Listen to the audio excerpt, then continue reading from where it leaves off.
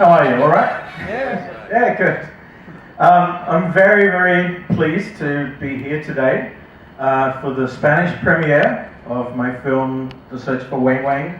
This is a film that has taken up until now 8 years to make, more than 20 years to obsess about, as you will see in the film. But this is probably more sweet for me because this is my first time in Spain, first time in Europe since I was a kid, and I get to show you my film, which I'm very proud of. I hope you guys like it.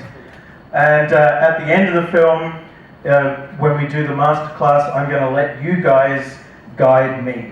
So whatever you want to know about Filipino films or Wang Wang or the search for Wang Wang, I'll let you guys tell me what you want to know. So it will be a very democratic process. In the meantime, is there anyone here who has never seen a Wang Wang film before? If okay, never seen a Wang Wang film? Great. Well, he's very small anyway, so of course it's going to be a little clip. Then this will probably be a bit of a mind-blowing experience for you. When I first saw Wang Wang more than 20 years ago, I could not believe what I was seeing. A little guy who was able to do his own stunts and you know, had this incredible presence, this sort of weird innocence and sadness about him, which made me want to find out more about him. Hopefully that will infect you guys too. And I would like to see, at the end of the film, all of you guys also saying, "I love Wang Wang." Then I will have done my job. And I can return back to my planet. So guys, enjoy and think up lots of questions for the masterclass, because you guys will be guiding me, okay?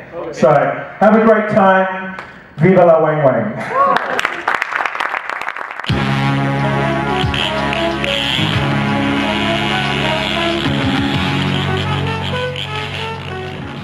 Andrew es posiblemente el mayor experto en cine filipino que hay hoy en día sobre la faz de la Tierra. Era propietario de una tienda de vídeo allí en Australia, especializada en cine de culto, cine extraño, cine bizarro. Es director de cine, ha dirigido cortos, alguna película, es escritor, ha trabajado en televisión. Digamos, es un poco un hombre orquesta. Estaría bien que nos contara un poco de dónde viene esta pasión suya por el cine extraño. Translator, please.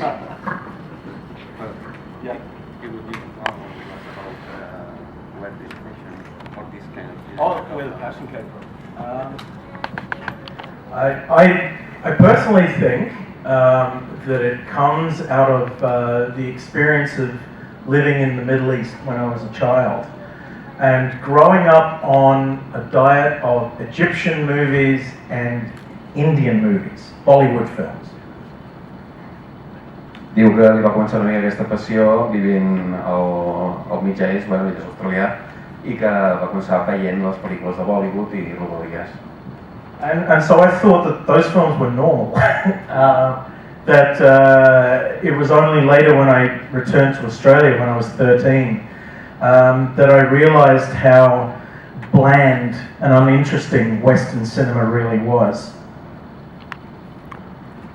Ok, llavors va retornar a Austràlia, o sigui, no estava a Austràlia aquella època, però aquestes pel·lícules per ell ja eren les normals, per la qual cosa era el que ell havia acceptat amb la normalitat. And so I guess the dream originally was to open up a video shop that was exclusively strange and unusual films from all around the world, not just from America and Europe, but from places that hadn't been explored before. I per tant el somni va esdevenir obrir una botiga de vídeos de pel·lícules estranyes, no només de la cinematografia que havia anat veient, sinó de tot arreu del món, dels Estats Units, el que es falta. And I guess it snowballed from there. I opened the video shop in 1995. It closed in 2010, and by that stage I was completely involved in the Filipino research project, which started with Search for Weng Weng. It evolved into Machete Maidens Unleashed, and then it went back to Weng Weng, and here we are right now. Va obrir la botiga fins que als anys 90 o 95 i fins que a partir que va tancar el seu següent projecte va ser dedicar-se al projecte de Weng Weng, que va derivar en la producció del documental dels Machete Maidens i va retornar en el Weng Weng que hem vist avui. And yeah, like I said, here we are. We're sitting in Vic, and I'm talking to you about my obsession with mad Filipino B-grade cinema. So all makes sense to me, really. I don't know how it translates to you guys, but... Bé, i això en definitiva és el que va dut a Vic per compartir aquesta obsessió per aquest cinema estrany filipí i aquí s'ho som ara. ¿Cuáles eran los ingredientes que hacían este cine tan especial? Hemos visto, por ejemplo, que había películas filipinas que mezclaban a James Bond con Batman. Okay, the Philippines is, I think, a really unique country because of its Spanish heritage, also its very close involvement with American pop culture. Right the way from the American administration in the early 20th century, the Philippines was shaped culturally by a very careful policy of American policy of controlling the population through popular media, through radio, magazines, newspapers, and also through its cinema.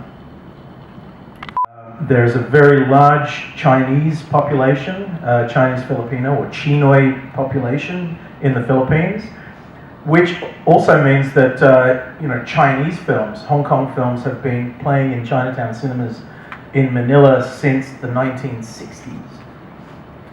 Hi ha molta població xinesa, hi ha molts lligams amb la resta d'Àsia i des de fa molts anys es poden veure pel·lícules de Hong Kong en aquella zona que són molt populars.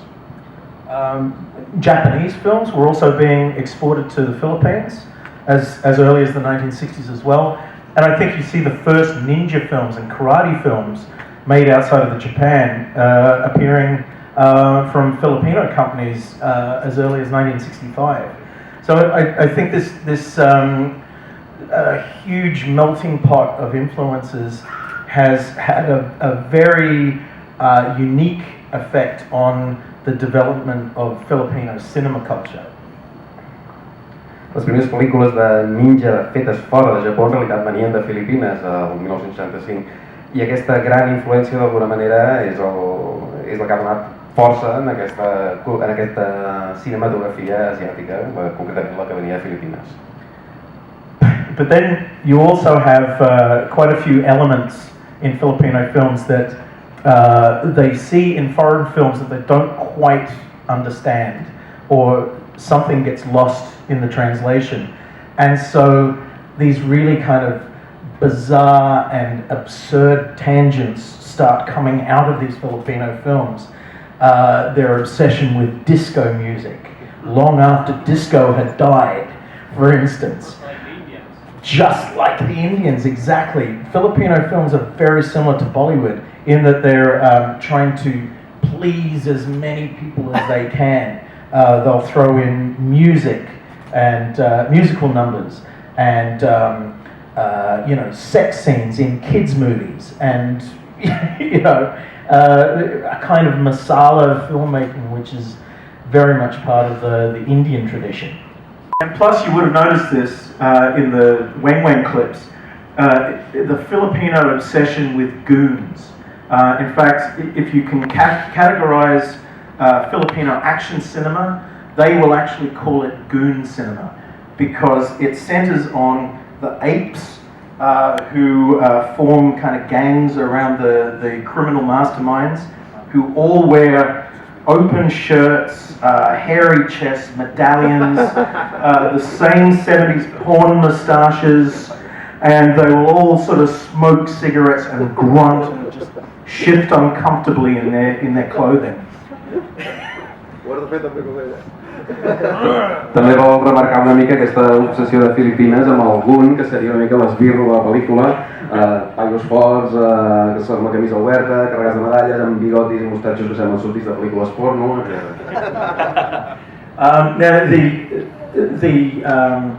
the elevation of the goon to sort of local superstar is something which I think is quite unique about Filipino cinema.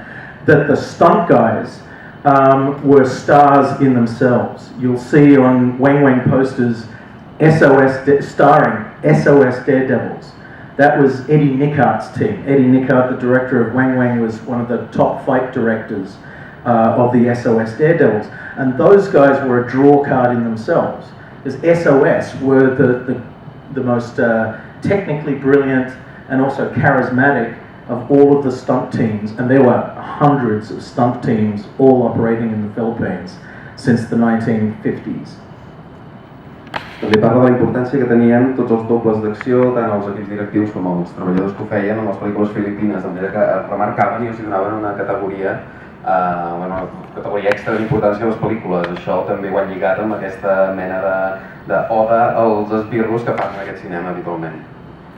So when I go to the Philippines, I actually argue when I do talks at universities that without the goon, there would be no Filipino cinema.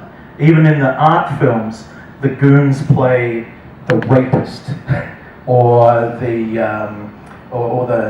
henchman. In kids' films, they're the demons. They're the cartoon baddies. In normal dramas, they're the antagonists. In comedy films, they're the comic foils. They are in every Filipino film. And so the Philippines is horrified to hear that I consider the stunt guys to be the most important element in any Filipino film. And they're like, how can you say that? And I said, well, here is the evidence. Yeah. The evidence is clear.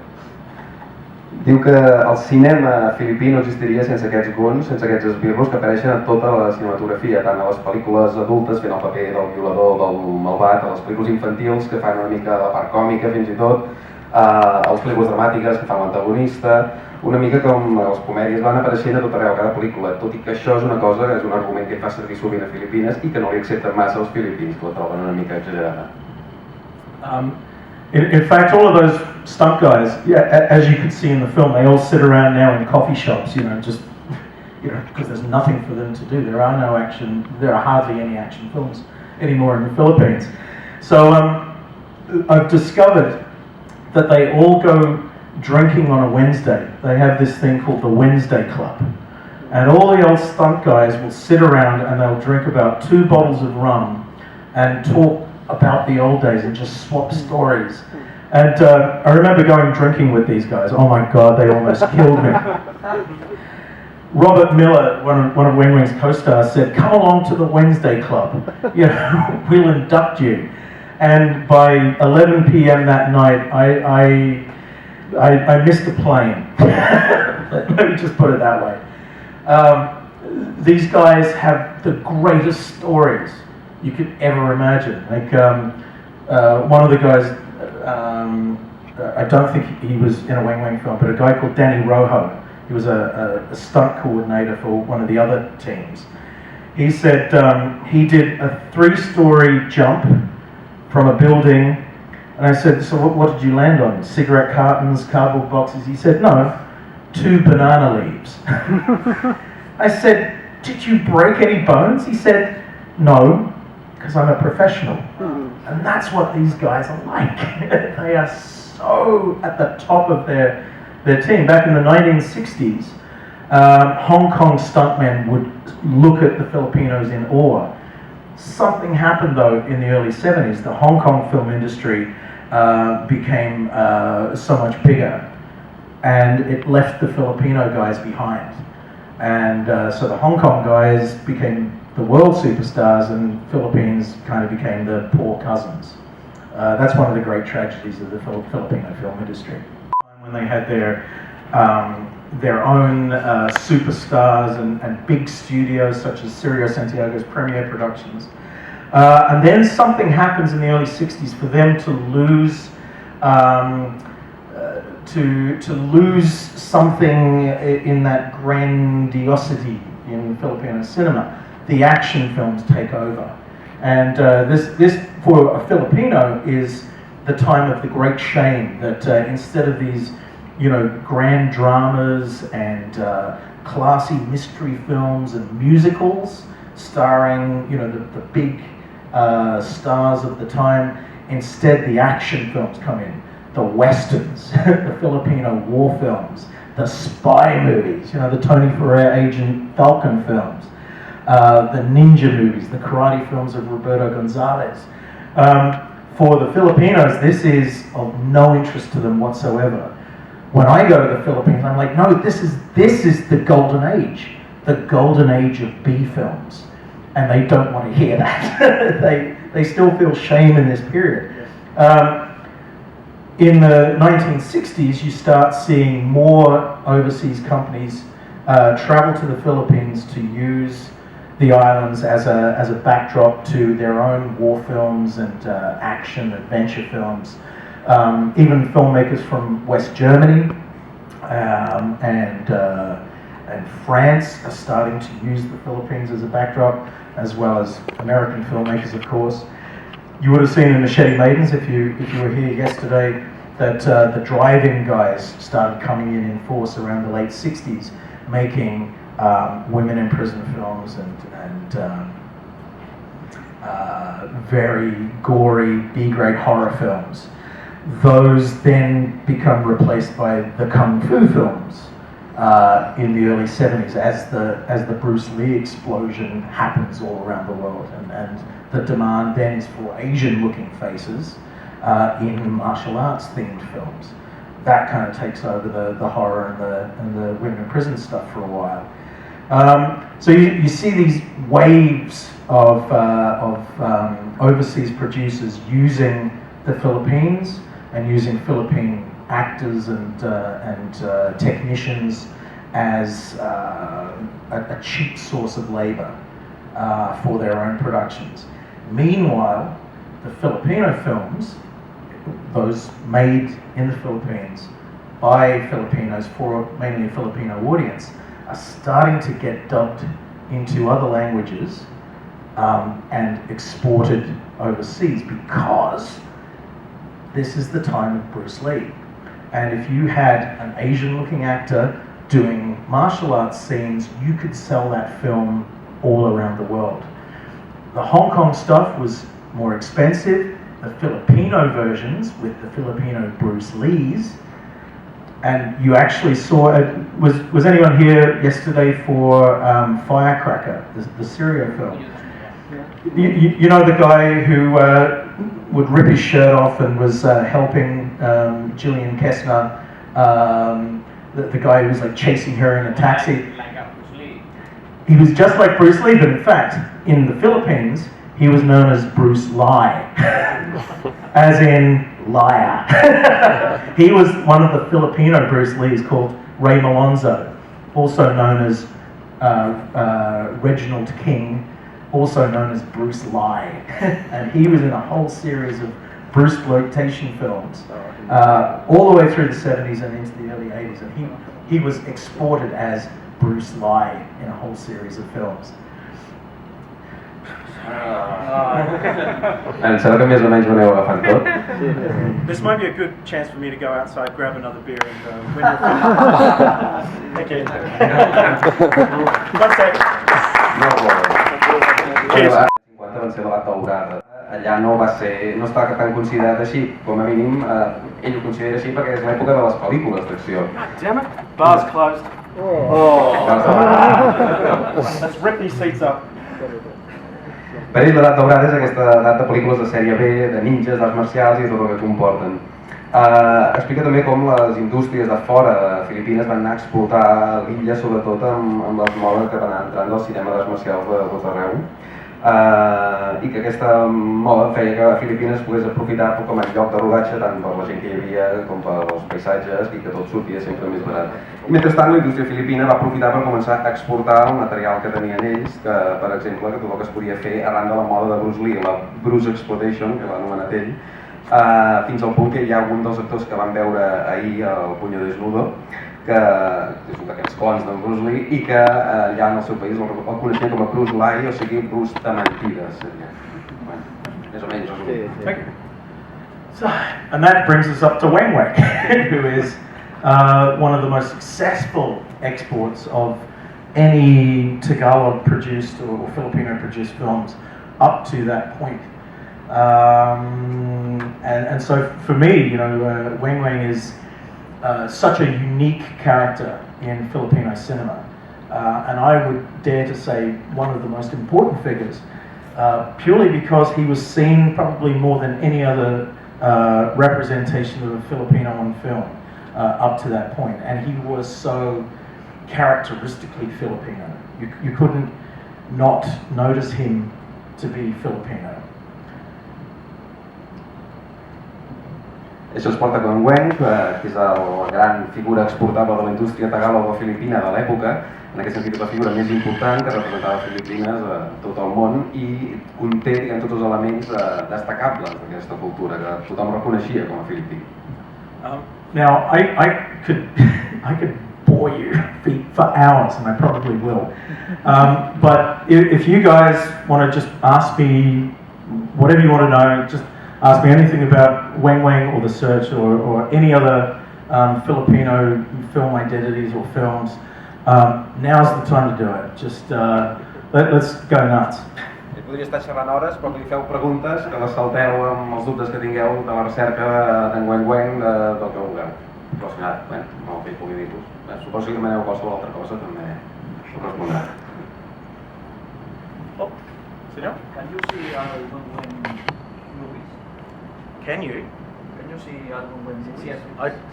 Have you seen? Or me personally? Okay, there at the moment, I've counted 14. There's 14 Wang Wang films. I've seen 7. The other 7, I don't even know if they still exist. There are 4 films he made with Dolphy. 3 of them still exist in the TV archives. It took a lot of effort to just get the few shots that we did of De Best and De West. There are still 2 other Wang Wang films in the archives that we couldn't get permission to show clips from. There's another Tagalog film called Legs Katawan Babae, which means legs, body, girl. These are the titles of 3 of the Filipino village people's greatest hits. So you can imagine from the disco era, there was a Filipino version of the village people called Hagibis. And Tony Ferrer, Agent Falcon, decided that the first film that he was going to write and direct would be a film starring Hagibis, starring the village people as a disco group that he would bring in and deputize as secret agents. And they then have to destroy a drugs ring headed by the American actor who played Professor Von Kohler in For Your Height Only. Now this film, imagine this, okay, it's a disco, spy, kung fu, thriller musical. Starring Wang Wang, who does like multiple hand flips onto the stage during the final musical number and jumps up onto the shoulder of the lead singer and starts punching the air like this while they're surrounded by dancing bikini babes. Single greatest musical number I've seen in the history of cinema, B grade or otherwise. I tried to get the rights from Tony Ferrer, who was also the producer. He doesn't want to talk to me. I talked to him on the phone once, and he said, well, I'm too sick to do anything with your film. So unfortunately, that one I'm going to have to leak onto YouTube. Keep your eyes open on YouTube, and you won't believe your eyes. A veure, no passàvem, doncs. No, diu que de moment hi ha unes 14 pel·lícules localitzades de Weng Weng, tot i que ell n'ha vist només 7, les altres no sap ni si existeixen. D'aquestes ha volgut destacar una que es diu l'ex... Katawan Babai. Katawan Babai, perfecte.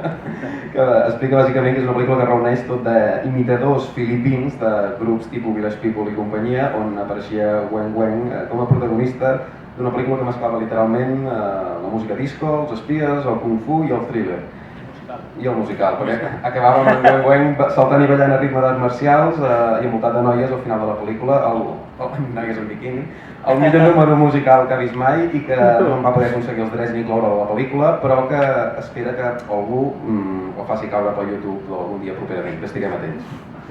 Una pregunta més? A mí me gustaría que nos explicara algo sobre Sirio Santiago, director de la película Firecracker, que vimos ayer.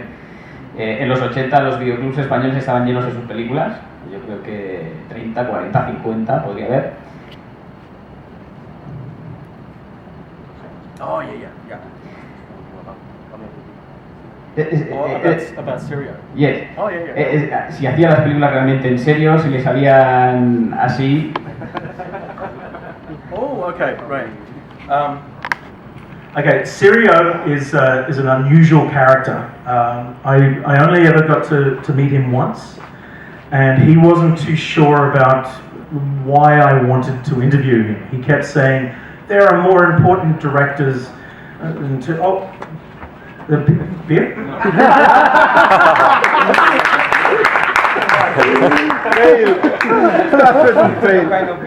Vodka?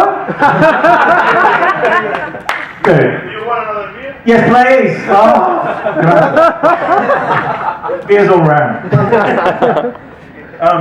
Sirio said to me, why do you want to speak to me? You know, there are more important directors that you could speak to. I said, well, Mr. Santiago, I said, there are 3 directors that I have loved since childhood from the Philippines. One is Bobby Suarez, director of the Cleopatra Wong films. One is Eddie Romero, the director of Mad Doctor of Blood Island. And I said, and you are the 3rd one. And I love your films, even the shitty ones. And so we went, oh, okay, fair enough. We talked, and he talked about his career in Filipino cinema, which stretches all the way back to the early 50s. His parents started Premiere Productions, one of the big 3 studios in the Philippine film industry back in the late 40s. And as an early teen, he was re-editing Godzilla footage into Filipino movies. Oh, gracias. Good, now we can continue. Editing Godzilla footage into Filipino films, aged 14. He was making his first feature film at 16. He knew the Philippine industry inside out, but what he really wanted to do was make films for the international market. And he believed that Philippine films inherently were inferior to Western movies because of the nature of Filipino storytelling. He said it usually takes us 5 minutes to say goodbye when it should only take us 10 seconds. And he said, and that's what our movies are like. A veure, parla d'en Sirio Santiago, que explica que és un personatge curiós, que en principi no entenia perquè ell el volia entrevistar. Li va dir per què, si hi ha directors més importants, ell li va dir, bé, n'hi ha 3 en realitat, a veure si dic els noms bé, Domingo, Bobby Suárez, Eddie Ramírez, Eddie Romero.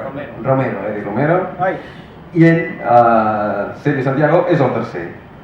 Ell li va confessar, m'agraden totes les seves pel·lícules, les teves pel·lícules, li va dir, i també les dolentes, les que són una merda, literalment. Van estar parlant de la carrera de Sergio Santiago, van parlar una mica de com començava des dels 50, que ja tenia família lligant als estudis cinematogràfics i on ell va començar a fer coses com editar escenes de Godzilla i als 16 anys ja havia fet la seva primera pel·lícula i tenia la intenció una mica de fer ombra al mercat internacional, era el seu somni i la seva obsessió, aconseguir explicar les coses d'una manera més moderna i sobretot això, apta per als grans públics. Un moment, el que t'ha dit al final, quan parlava de l'essència de les pel·lícules, que era no fer una cosa que pots trigar 10 segons fer-ho en 5 minuts, quan ha dit... Sembla que és al revés, quan és el que dient de explain something, Right. not in 5 minutes, but in 10 seconds. Okay. The spirit of the Philippine films. You talk al final of your... El que ha dit al final. What was the end part? Oh, the end part. Okay. That thing about the Oh, right. between... Okay, when Sirio said that it would usually take 10 minutes for us to say goodbye when it should only take 10 seconds. And he said that is the nature of Filipino films because Filipino films are very dialogue heavy. They usually run for 2 hours.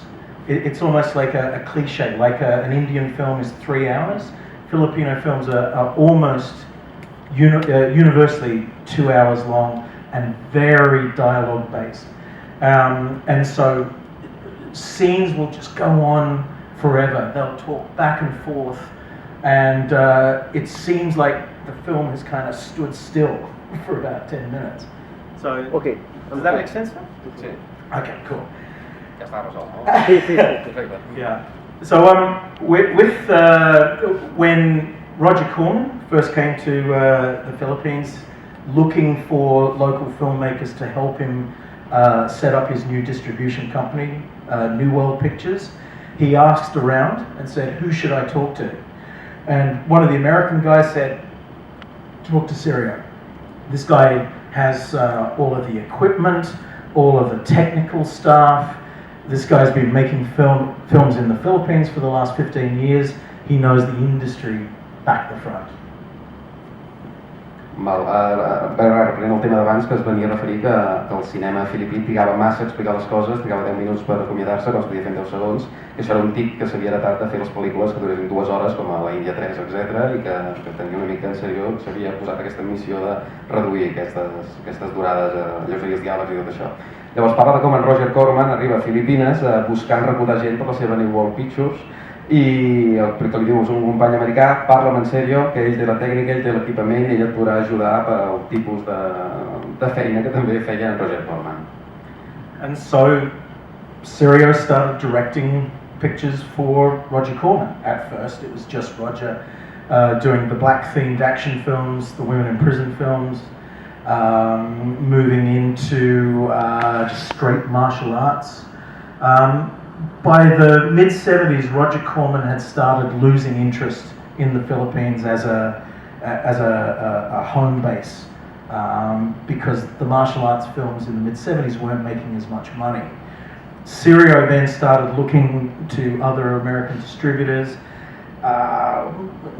wasn't making so much money out of it and was down to maybe 1 film a year, whereas before he was making 3 films a year. And then something happened in the early 80s. Roger Corman started coming back to the Philippines. They did Firecracker, New World Pictures distributed Firecracker, and it was a big success. And then Sirio made a Mad Max ripoff called Striker. And this changed Sirio's career forever because that film made more money playing the international circuit than any of the Roger Corman films had up until this point. Sirio became hot. He became the go-to guy to make a low-budget version of a popular film. And so he started cranking out more Mad Max ripoffs and Platoon ripoffs and all of these other crazy films, like a low-budget version of Creature of the Black Lagoon, which is just bizarre. Biker films, yeah, Nam Angels. And basically any type of film that was popular in the world market at that moment, he would do a knockoff. Maybe 3 films for Roger Corman and 1 film for another distributor. And that is what carried Syria right the way through into the mid-90s. This hectic pace of either directing or producing up to 6 films a year for the global market. This was really, for the Philippines, in the late 80s, mid to late 80s, the busiest period that the Philippines had ever seen as far as film production was going.